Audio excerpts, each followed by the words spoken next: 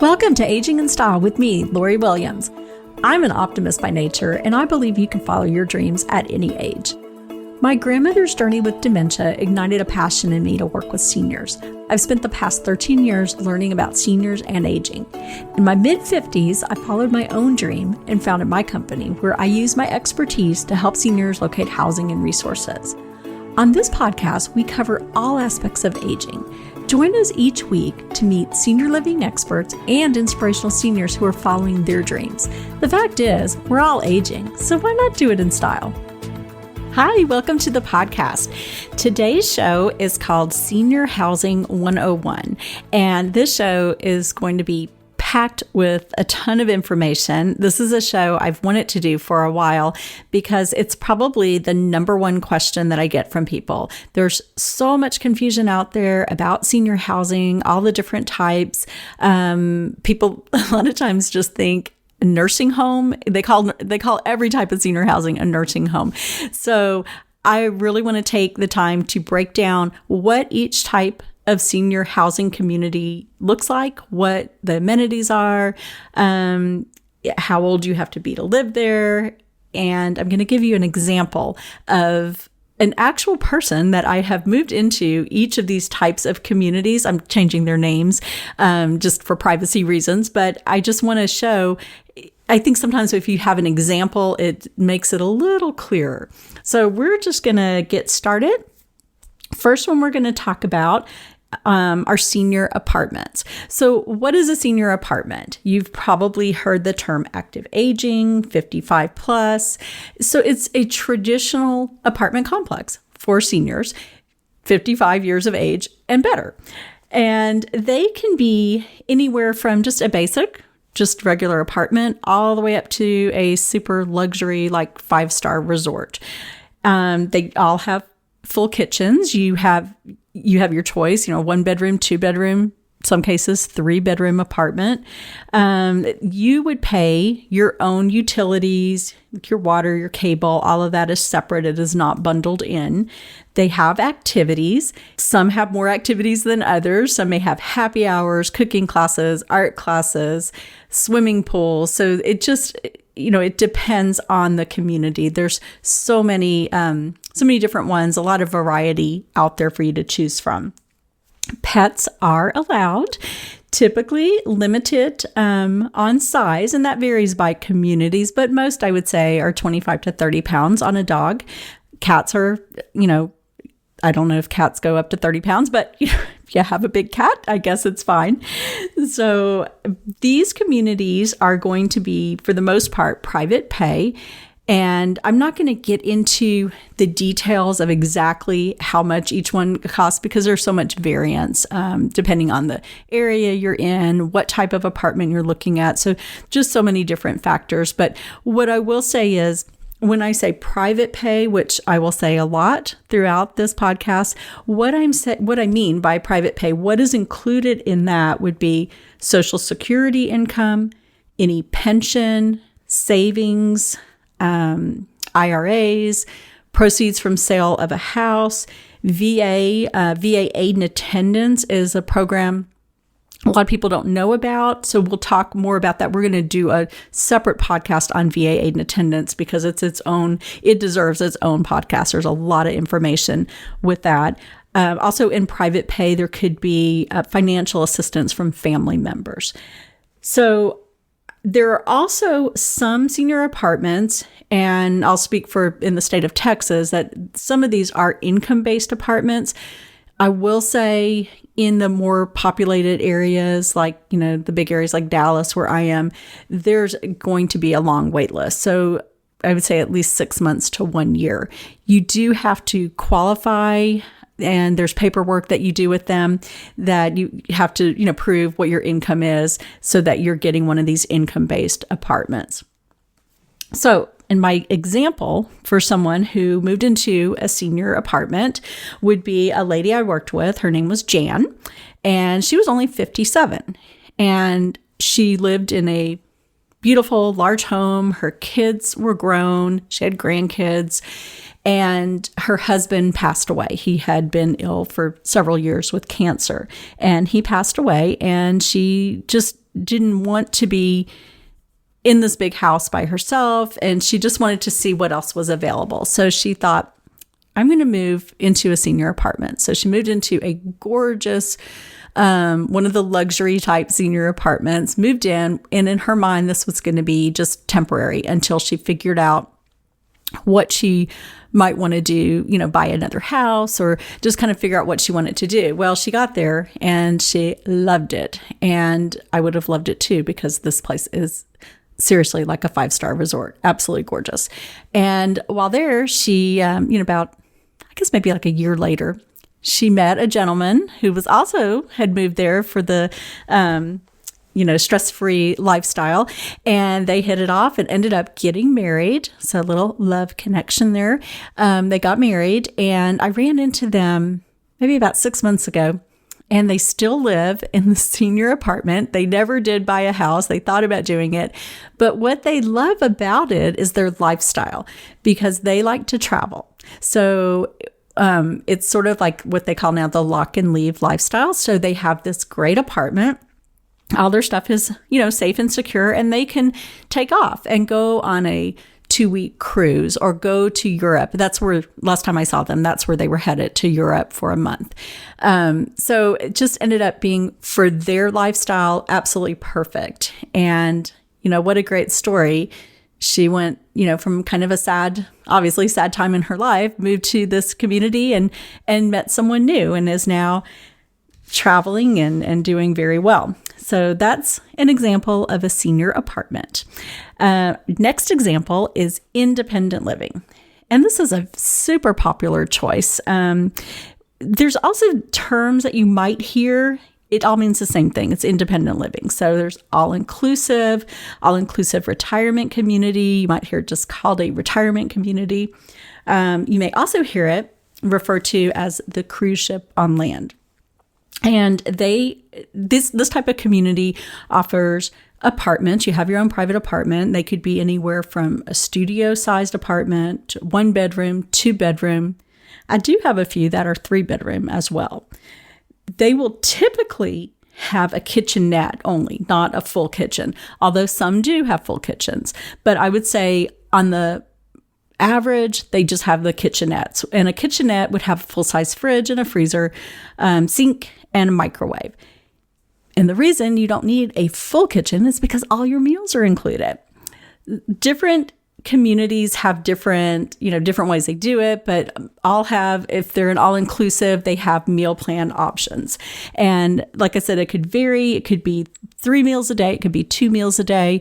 You may have set times that you go down for dining, and then some have all-day type dining. So just a lot of variance, a lot of different things that work for different people. So I like that there's a lot of options out there. In an independent living community, you have housekeeping, usually once a week, and that's included. All of your utilities are included. Usually basic cable is also part of it. What I typically see is the only thing you need to add on is if you want a phone. And most people now just use their cell phone. So there you go. That makes it easy, right? Beauty salons are on site. Transportation is included. They usually have a group type transportation as well as scheduled. Like if you have doctor's appointments, you can get on their schedule to have them take you to the doctor. Activities, lots and lots of activities in these communities. And you can be as active as you want to be, or, if you really just prefer to stay in your apartment and watch TV and just go down for meals, that's fine. But if you want to be super involved, you could be doing crafts, you could be doing exercise. They usually have these amazing calendars that they're just chock full of things that you can do all day.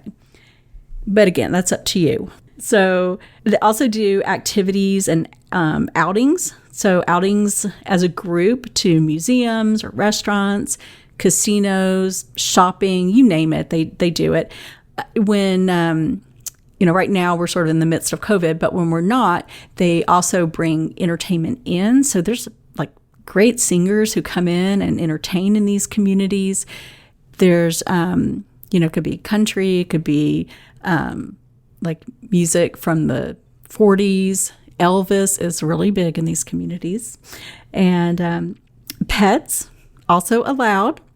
And size varies by the community, but I'd say they're typically 25 to 30 pounds. Some of the independent communities even have areas that are fenced in from your back door, basically. So you could have your pet right there going out its little doggy door. So that makes it super easy. And most of them will also have, or a lot of them have dog parks now too. These are, for the most part, private pay. And we discussed that earlier, what that means for private pay. What I like about these communities is they are age in place. And what that means is you could move in here and just be fine just getting the meals. But maybe down the road, you need some help with medication reminders, or maybe help with some bathing assistance, or, different things that come up. So you can add on what they call like an a la carte healthcare as needed. So you would contract with a personal assistance company and you would pay an extra fee, but they would come in and do whatever you needed them to do. So whether it was medication reminders or a little bathing assistance, whatever it may be, you do pay that extra, but it's a good way to stay in the apartment, continue the aging in place process until, perhaps maybe that there's more care needed where you might have to transition to assisted living. But it's a great way to stay in independent living as long as possible. And I'll give you an example just because I think like I said, it makes more sense when you hear an actual real life example. So sweet man I worked with last year, I'm just going to call him Roy. He was 85 and living alone. And he was not eating well. He wasn't cooking. So he was just snacking on whatever he had. He had a little dog and he felt like he needed to stay where he was because he couldn't take the dog, which was completely false. He could take the dog with him. So Roy ended up moving in to an independent living community, and he was doing very well, having his meals and starting to socialize, making some friends. And maybe about 6-7 months in, they started noticing he was having a little memory loss. And his son noticed he wasn't taking his medication, and maybe he wasn't washing his clothes as often as he needed to. So what we did, we just added on some services for him. So he gets the medication reminders now, and which actually helped him so much because now that he's taking his medication, some of these other things went away. But then we also had someone going in to remind him, let's wash some clothes, kind of help him with that part of it. And you can always add on. It's not included, laundry service, but you can add that on and pay extra just to have them go ahead and wash your clothes for you. Or you can continue doing that yourself if you enjoy doing laundry, which some people do, but I am not one of those people. I would add that laundry service on. Our third type of senior housing is assisted living. So assisted living is going to be everything that you just got in independent living. So you're going to have your apartment with the kitchenette, 3 meals a day included, housekeeping, beauty salon on site, utilities all included, activities, plus laundry service is included in assisted living. You can also have your pet with you if you can care for it. Now, some of the assisted livings, if you can no longer care for the pet, you can pay extra and they will care for the pet for you. But it's better if you can still care for the pet yourself. But there are options in some communities if you can't. These are going to be private pay the majority of the time as well. I would say in Texas, at least probably 99% of the time, these are private pay. The way assisted living works, the price is broken down into 2 parts. So you have the cost of your apartment. So say you selected a 1-bedroom apartment, that would be, whatever the cost of that is. And that would include your meals, all the things we talked about earlier, utilities, housekeeping, all of that. Then the second part of it is what they call level of care. And that is going to be determined by a nurse. And she would meet once you've, selected, this is the community we want to move to, that we love this assisted living, then the nurse does an assessment to see what your care charges would be.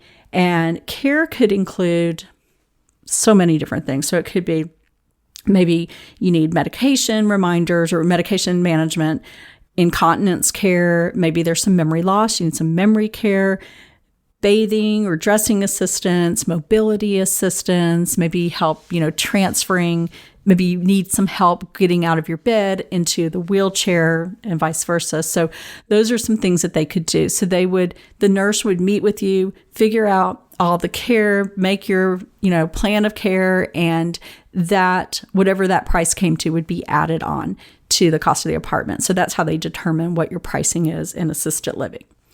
An example of assisted living is a lady a couple of years ago that I helped. Her name was Nan, and she was 90. She was living by herself at home. She had been doing really well, but she fell and broke her hip, which unfortunately is, a story we hear over and over again. She was a little frail to begin with, obviously. She was 90. And so after breaking her hip, there was just no way that she could return home. She went to rehab and did as much as she could, but there was just no way she could do everything she did prior to falling. So she was using a walker, but still very unsteady coming out of rehab with the walker. So, she was a fall risk, and she needed help with bathing and dressing. And, we kind of determined that she really wasn't taking her medications like she should have. And she, of course, needed meals as well. So she's a perfect candidate for assisted living. She moved into, if I remember correctly, she had a studio-sized apartment. We got her care all set up, and she is thriving and doing well now. She's became very social, made some good friends, and is doing well in that community. Next type is memory care. And memory care is, you're going to get everything that you would in assisted living, but here's the difference between memory care and assisted living. The memory care is a locked or secured environment. So in this community, they're built, a lot of them are purpose-built for dementia, Alzheimer's care only. And the people there may, not all, but some may have been trying to wander. And so they need to be in a community where they cannot get out, where they are safe and they can't wander and, have something horrible happen.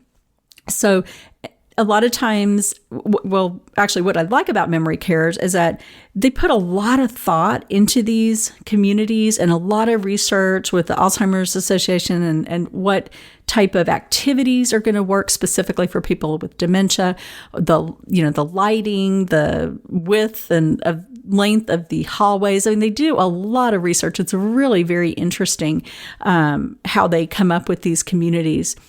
And so they're wonderful for people who have been diagnosed, with Alzheimer's or dementia and really are not safe to be in an assisted living community. They have apartments. Again, you have your own apartment. So they're typically going to be a studio size or even shared. Those can be very popular in memory care. They are just one price. So it's just like a flat rate, and it includes the apartment and the level of care all in one. Some are different, but I'd say on average, it's just one price coming in, one flat rate. They can do, all the things we talked about, like in assisted living. They can help with incontinence care if they're in a wheelchair, getting in and out of the wheelchair, bathing, dressing, all their meals are included. They do their laundry. They have beauty salons there as well. And they have activities, as I said, that are specific for people with dementia. In these type of communities, we are not going to see pets allowed there. I don't know, I can't think of any that allow you to bring your own pet. There are a couple that have pets that belong to the community that live there. But as for bringing your own pet, I can't think of any that would allow you to do that. It's just too much care involved. And as I said, these are going to be private pay as well. Good example of a memory care. So a gentleman, Jim, that I worked with, he was 78 and he had been living in an assisted living and he did great there. I believe he was there maybe about 3 years, but he had some dementia when he moved in, but it had progressed during, over time, as it does. And he started getting to the point where he couldn't find his apartment. He was walking into his neighbor's apartments. He was getting a little ornery about it, like, you're in my apartment, or I don't live here, just a lot of confusion. And then one day he left the building, went out to the parking lot, and was looking for his car. And he did not have a car. He hadn't driven in many years, but he didn't remember that. He thought he had a car, and he was very upset looking for his car. And at that point, they said, oh no, we need to go to a memory care. So we moved him to a memory care where it's a secure environment, and they're keeping him really active, and he's not trying to exit seek or go into his neighbor's apartment. So that was a good fit for him. That's an example of memory care. We also have communities that are assisted living and memory care. So the way these are set up, you have one side of it is assisted living, and then the other side is going to be just memory care. And it is secure, just like a memory care.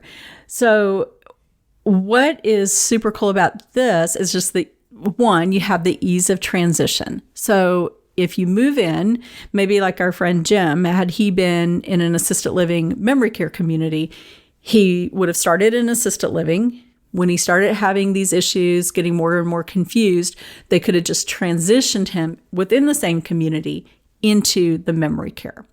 So that's kind of the beauty of it. It's sort of that whole age in place, and let's just you stay in one place, and you're not having to make a big move to another community.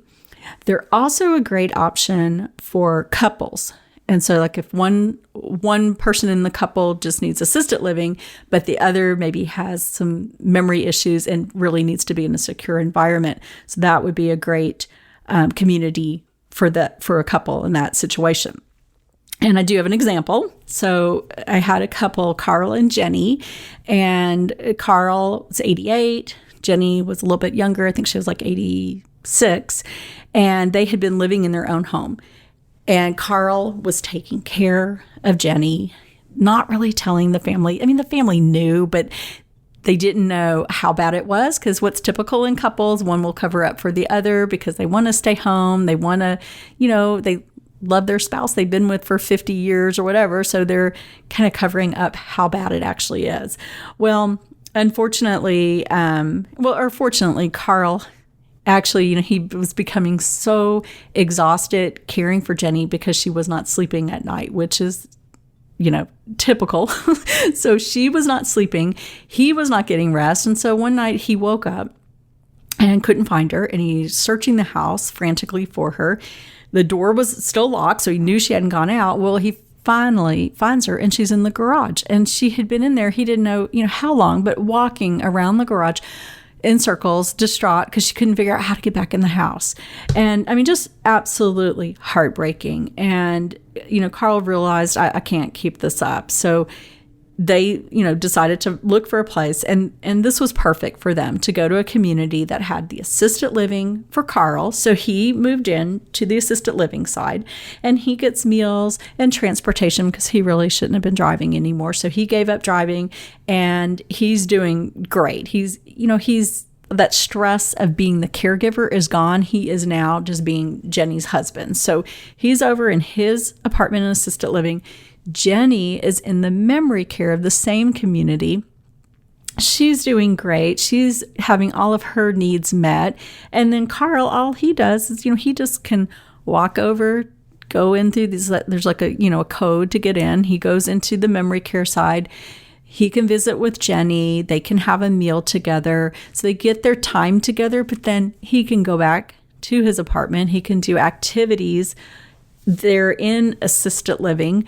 He can go on outings, and he is, like I said, he's just back to being Jenny's husband. He's not her caregiver anymore. So that's the beauty of an assisted living memory care community. And of course, that is private pay as well. Residential care homes, we're going to go on to the next type. So residential care homes are actually one of my favorites, and they are sometimes called group homes, or care homes. There's different terms you hear. And these have really grown in popularity. When I got into senior living 13 years ago, I had never, ever heard of a care home. And I wasn't really sure what to make of them until I started visiting some. And I'm like, okay, I get it now. This is pretty cool. So you would never know. Like there may even be one in your neighborhood and you would have no idea. So they're just a regular home that has been taken over and usually run by, a lot of them are run by nurses or nurse practitioners, and they have converted it into a home that's, where they care for seniors. And there's no sign out, so you would drive by and have no idea at all. So they take anywhere from, typically in Texas, and I'll just, I'll say it like this because it's what I know for real, for sure. So in Texas, typically 3 to 8 residents. Some have, take more. And in Texas, you have to be licensed if you have more than 3 residents that you take. If you're under 3, you don't have to be licensed. And what I mean by licensed, I mean like all assisted livings and memory cares are licensed through the state. So they get the inspections and different things like that. So with a group home, they're a really, really great option for someone who is a higher level of care. So maybe they're a fall risk, they're in a wheelchair, they are very, very frail, memory issues, dementia. Some of them are even secure, like a memory care. So, if someone is exit seeking, they will be safe because it is a locked community.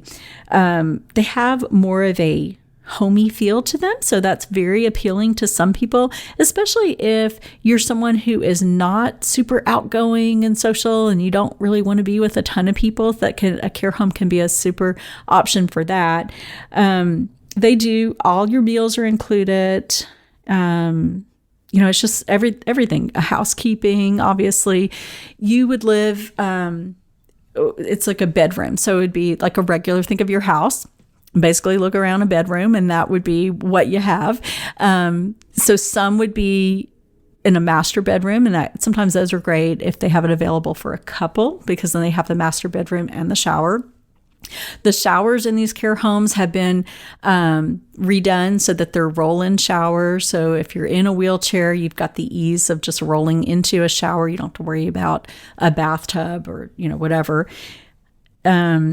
So like I said, they're a great option, and a lot of people don't know about them. What I also really like about the care homes is that they can be a less expensive option. So if someone has a lot of care needs, they may be priced out to go to an assisted living or a memory care.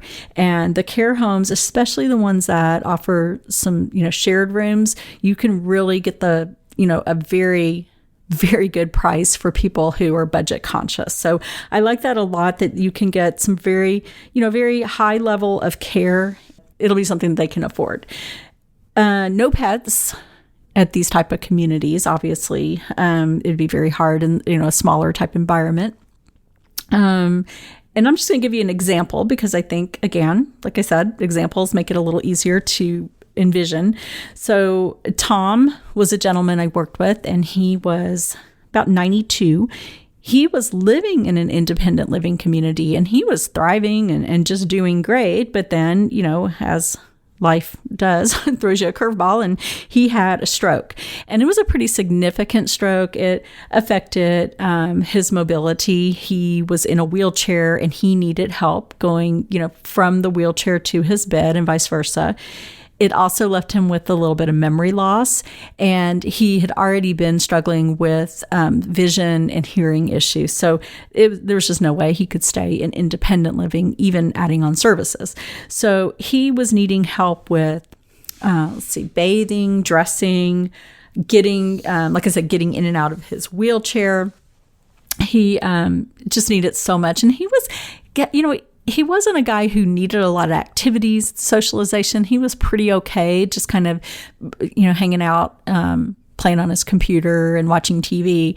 So I worked with his daughter, and we found a care home that was just perfect for him. And it worked with his budget too. And he is now living in this care home, and The funny thing is, this particular home, it's mostly, I think it's all women right now, and he's the only man, and he absolutely loves it because all of the women love him and I'll kind of cater to him. So it's good to be him. So the last type we are going to talk about is a nursing home. And that is the one, like I said, most people, that's kind of their go-to. What everyone thinks when you think senior housing, they automatically think, oh, mom needs a nursing home. And I hope that you can see now by all the different types we've talked about that you have a lot of options, not just limiting you to a nursing home. So I'm going to give you a little more detail about what a nursing home is and a couple of examples as well. So a nursing home, you may hear that term, you may hear skilled nursing, rehab center. And so the way it works in most nursing homes or skilled nursing, there's two sides to it. So you have the rehab, right? So the rehab is where you're going to go short term. That's like, say, for example, you had a stroke or hip replacement or, some kind of surgery that you go you're in the hospital for 3 days and then you go on for rehab.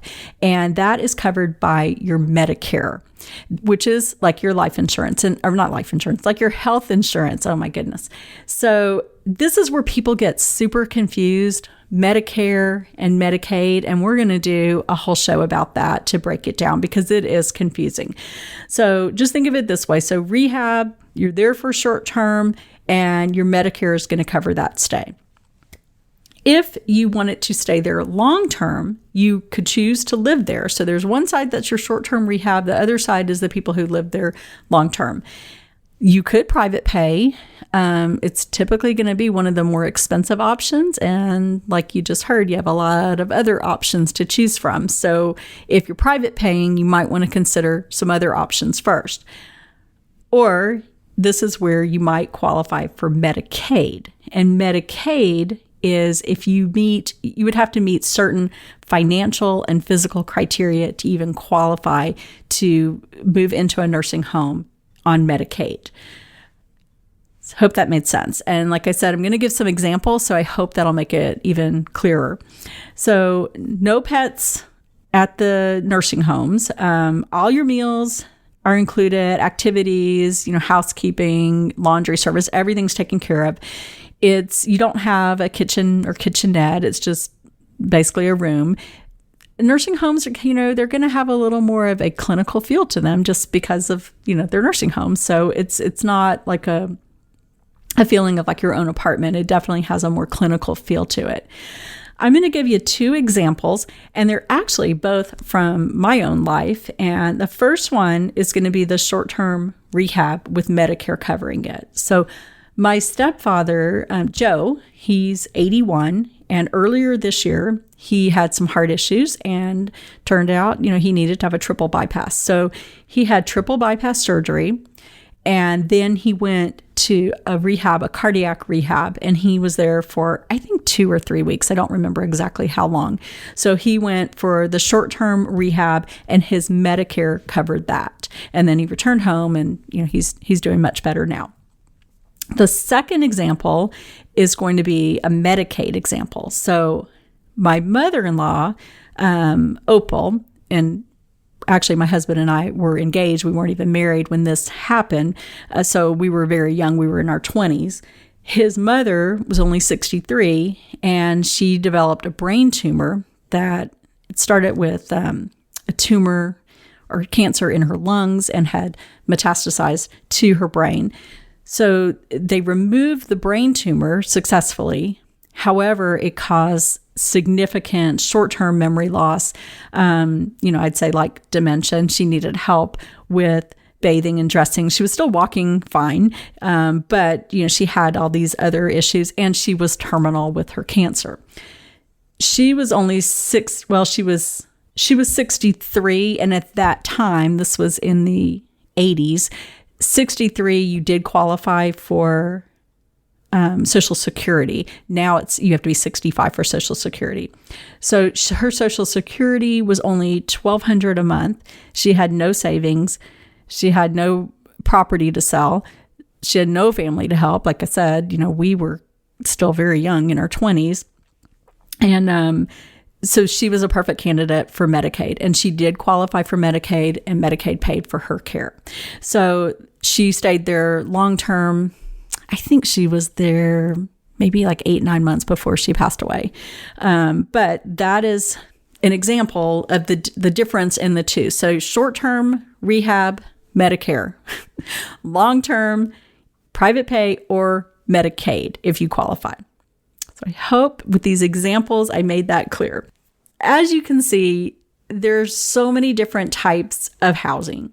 And not only do we have all the different types of senior housing, which I hope I've made a little clearer for you, but each one has its own feel to it and amenities. And, it's just kind of like it comes down to personal choice, sort of like if you're looking for independent living, it's sort of like when you buy a house, you walk in and some could be perfectly nice houses, but it's just not the one for you. It just doesn't make you go, yeah, I get warm fuzzies. But it's kind of the same thing. When you find the right community that fits and you feel comfortable with, you feel like, yeah, these are my people.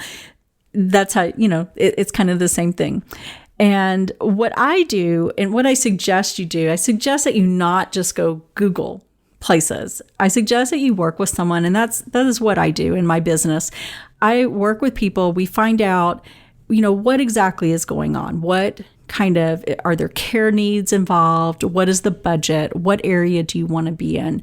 What kind of hobbies do you enjoy? So, for example, if your mom, she loves gardening and she loves going to the casino. Well, I know this great community that has a beautiful gardening area. They have a gardening club and they go once a month to the casino in Oklahoma. So it's sort of like being a little bit of a matchmaker and helping you find the right community, because there's, like I said, there's so many out there, and there's one that will fit, pretty much everyone's personality and budget.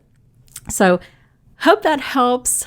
I hope I've cleared that up. This is one of my favorite things to talk about, actually, and to educate people on are all the senior housing options, because there are so many things, so many options out there, and don't feel like you have to be limited to just a nursing home. So I hope that was a good education, I guess we'll say. So if you have questions, I am always available to answer them. And if you personally need help locating a senior housing community, I am here for you as well. And it is a free service. If there's something that you would like for me to talk about, a topic that you really want to learn more on, please send me a message. I would be happy to see about scheduling someone, bringing an expert in to talk about it if it's not something I am an expert on. And like I said, we're going to do some future shows on the whole Medicare, Medicaid, and also what the VA benefit is. And I think you'll find those really interesting too. So hope you've enjoyed it. I'm so glad that you joined us today, and I will see you next time. Thank you. Bye-bye.